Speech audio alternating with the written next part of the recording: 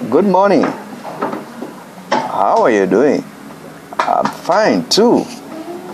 Wow, it's another day here in paradise. Africa is paradise. It's a place of rest. It's a place of peace. It's a place they call jungle, but it's a place we have fresh air.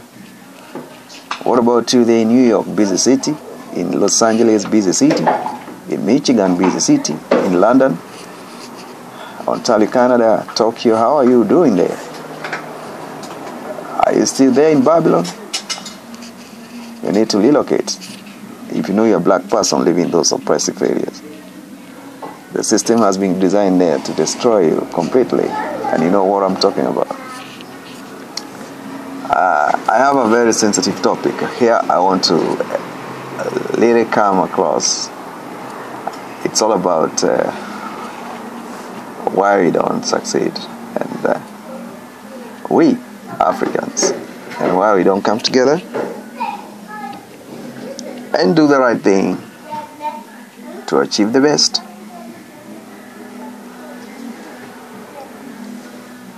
Of recently, I've traveled quite a few miles with intentions of surveying and seeing what people do. To your surprise, Africans are still laboring. They are still serving the masters of the colonial entities. From education system to research institutions, I have not seen each and every part of it, but a few I've seen. Africans are not in a position to establish their own research institutions. They are working for Oxfam, as a British firm, doing research in Africa, ISIPE in Kenya, World Vision, and etc. And you're a professor, and you're a black person, you have masters, but you're advocating to work for these institutions. How do they establish themselves that you yourself cannot stand a point of establishing yourself? I do this podcast because my subscribers number is overwhelming and they need something to see or to watch, and I have limited resources to travel to show them what I really want to show them. If you know you are one of those subscribers and you would like to participate in buying equipment for the studio, and because you want to be entertained or be given information in the future, you can hit that subscription button, write a comment or email me, and I will give you the link, patronage link, where you will submit your little donation that we can utilize to make the studio better, in order for us to be able to host people who are well educated and with information as we try to suppress the oppression of the black people in the societies. I've only been trying to emphasize on black Americans because they are the ones who have the best economy, and they are the wealthiest of the black majority and minority. So they have the capacity to formulate funds that can be channeled to Africa and make Africa a better place. Because now what is happening right now, if you go to South America and Central America, the black people are not considered as people. They are not even in their population registry system. I came to notice this of recently. I will not even go to those details because it is so frustrating and disgusting. And I would advocate the African government to consider those people who are taken to those places to work as slaves. Either they be taken to America like other black Americans, or they be given a green light to come back to Africa. Because what they're going through in South America and Central America, it is disgusting. It is something beyond human catastrophic understanding. Is it a human crisis? And what are the African leaders doing concerning the impact of the slavery that was instilled on us by the previous people who ruled Africa 300 years ago? Why do we still have these people suffering in foreign land, particularly in South America? I will one of these fine times try to look for somebody who is in South America and try to link him up to give us an interview what they go through, because I will travel there, I myself personally, to correct their stories and their pains and consolidate them and then put them on the platform so people can see how oppressed we are. Naturally, that is not the nature, but artificially, it has been the nature. So,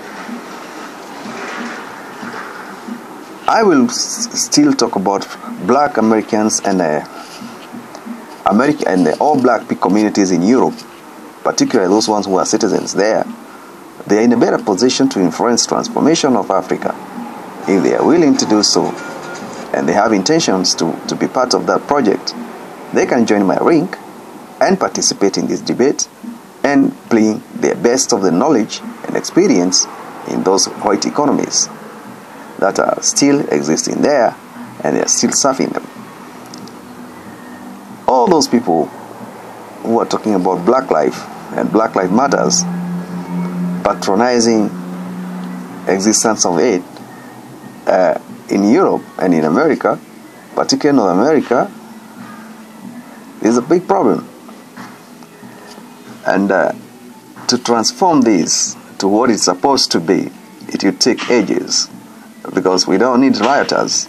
We don't need just people doing podcasts about those things. We need implementation, and implementation is changing of the Constitution or allowing advocating for changes.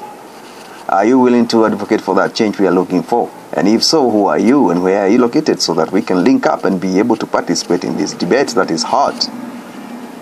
I like to discuss African matters, because if I don't, then who else will? Is it a white man who will come from Europe, from CNN or any other news outlet system, media, and come and get a very bad picture of Africa and go and portray it there, and making those Africans who are well educated in Europe not to ever come back home? We need to wake up. We need to wake up as family, not to be taken hostage by issues and institutions. And I know we are getting there. If it's not my generation or my daughter or my son's generation, then in another 300 years we will have transformation. And social transformation and economic transformation, the turn will be to Africa. And keep on populating Africa. We have the sizable number, even in Caribbeans and all those colonies. It's so sad to see them suffering the way they suffer in those places. We need to advocate for their return to the motherland where they came from, where the ancestors are. They connect with the mother nature, they connect with the earth and the ground, and they actually feel home. That is it. If you have never taken a flight from Caribbeans or from Europe to Africa, as an African man, the moment you land to any one of African airport, you feel transformation and change of environment, and you breathe fresh air, and you experience something you have never experienced before. And that is actually what gives you peace, because you're connecting with the people where you come from. Unlike where you are still airy in your spirit is still trying to find out where can I hatch. My energy is still restless.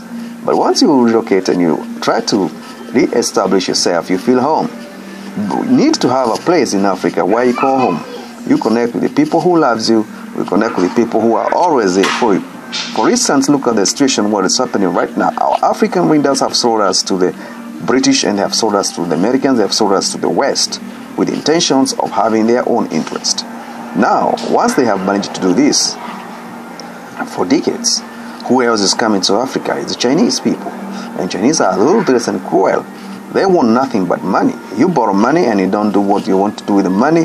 They come for your resources, they come for the government entities, and they oppress you more and more and more. That's not the situation. That's not what we want. So help us, wherever you are.